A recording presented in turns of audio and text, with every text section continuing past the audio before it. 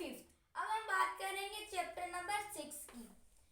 Variation in landforms, मतलब variation landforms में कई प्रकार के कौन कौन से प्रकार होते हैं।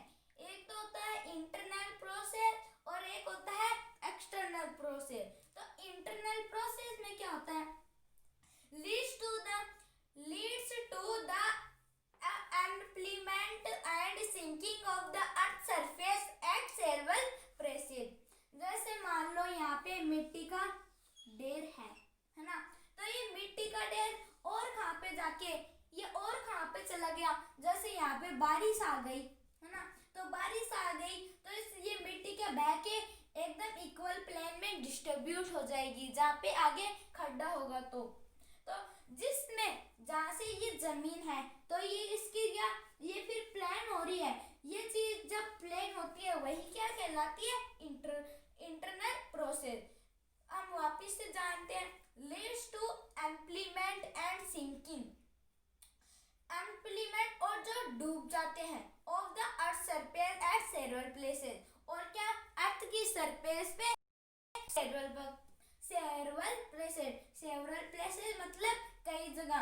ये मिट्टी है तो ये कई जगह जाके जहाँ पे खड्डे होंगे वहां पे चले जाएगी, तो ये क्या कहलाता है, इंटरनल प्रोसेस। और एक्सटर्नल प्रोसेस क्या होता है, continuous wearing down and rebuilding of land surface. जैसे ये मिट्टी यहाँ से बही है ना, ये मिट्टी यहाँ से बह के क्या इक्वली यहाँ पे डिस्ट्रीब्यूट हो गई है ना, फिर ये इक्वली हो गई। तो ये जब इक्वली डिस्ट्रीब्यूट होती है तो ये क्या कहलाता है, external process. Continuous wearing down the rebuilding of the land surface, वो क्या हो रही है, रिबिल्डिंग डाउन हो रही है, वो क्या जमीन के सीध में एकदम सीध में हो रही है, एकदम हो रही है ऑफ द लैंड सरफेस, जमीन के सरफेस के। और अब हम बात करेंगे इरोजन और डिपोजन के बारे में। इरोजन किसके अंदर आता है, इरोजन एक्सटर्नल प्रोसेस के अंदर आता है। Erosion the wearing away from the earth surface. अपन क्या जिस चीज को वियरिंग करते हैं, वियरिंग मतलब जैसे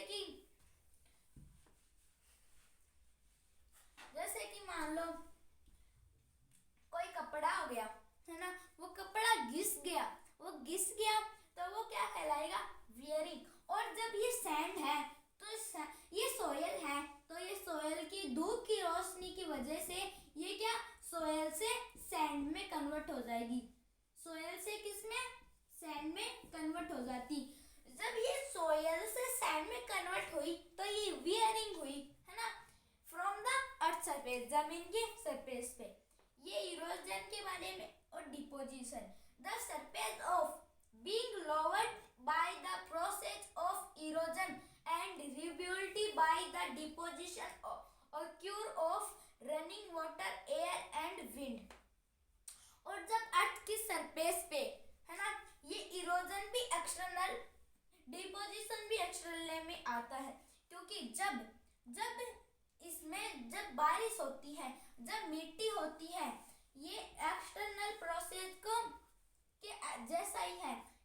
डिपोजिशन है तो यहाँ पे ये मिट्टी है तो इसमें भी बारिश आएगी और ये मिट्टी क्या इक्वली डिस्ट्रीब्यूट हो जाएगी, तो यही है डिपोजिशन। और रनिंग वाटर क्या, जमीन के पानी की वजह से जो रनिंग वाटर होता है उसकी वजह से क्या जो मिट्टी है वो इक्वली डिस्ट्रीब्यूट हो जाएगी, हवा की वजह से और विंड की वजह से, इन सभी चीजों की वजह से। जैसे मान लो ये डेजर्ट है, इसके अंदर आपने कार खड़ी कर दी और यहाँ पे फिर हवा चलेगी तो आपकी कार क्या मिट्टी के अंदर घुस जाएगी, गलती से कार के अंदर वरना आप भी नहीं निकल पाओगे और आपकी कार भी। तो ये तो था इंट्रोडक्शन वीडियो। अब हम बात करेंगे इस चैप्टर में हम किस चीज के बारे में पढ़ेंगे, चैप्टर में हम किस बारे में पढ़ेंगे। इस चैप्टर में हम पढ़ेंगे माउंटेन। माउंटेन क्या होता है, माउंटेन होता है पहाड़, कि कौन कौन से पहाड़ है, कैसे कैसे पहाड़ है।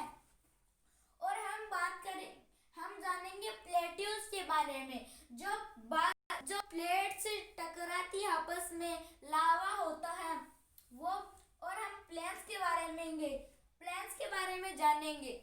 कि जो सीधी जमीनें होती है, और लैंडफॉर्म एंड द पीपुल, और लोगों के बारे में और जमीन के बारे में।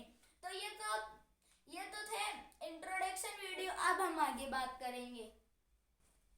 अब हम बात करेंगे माउंटेन की। माउंटेन में क्या है, व्हाट इज ए माउंटेन। आपके मन में सवाल उठता होगा कि माउंटेन क्या चीज है। A mountain is an natural evolution of the earth surface.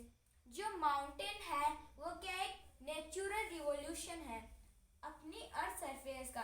It is considerably higher than the surrounding area, और वो क्या सराउंडिंग जमीन के एरिया से कुछ अलग है। कैसे अलग, तो ये जमीन तो ऐसे एकदम सीधी होती है, और जो माउंटेन होता है वो क्या एकदम ऐसे फ्लैट होता है।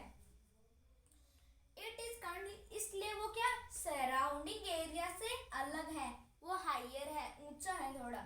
स्मॉल समिट, और इसके क्या ये है समिट, और इसका क्या छोटा सा समिट होता है, और एक ब्रॉड बेस, और ये जो बेस है ये क्या ब्रॉड बेस कहलाता है। ये इसके बीच में ये बेस है बहुत चौड़ा है। Small summit because the harsh climate, less people live in the mountain areas since the slopes are steep, less land is available from farming। जैसे जो माउंटेन होता है इसमें हर्ष क्लाइमेट होता है, खराब मौसम होता है। हर्ष क्लाइमेट मतलब खराब मौसम। लेस पीपुल, और यहाँ पे क्या कम आदमी रहते हैं, बहुत कम। इन द माउंटेन एरिया, इस माउंटेन के चारों ओर यहाँ पे क्या बहुत कम आदमी रहते हैं। Since the slope and steep, less land is available from farming, और यहाँ पे क्या इतनी यहाँ पे ये स्लैड और स्लोप्स है, इसलिए यहाँ पे क्या थोड़ी कम जगह रहती है खेती करने के लिए, कम जगह रहती है। माउंटेन, तो माउंटेन कौन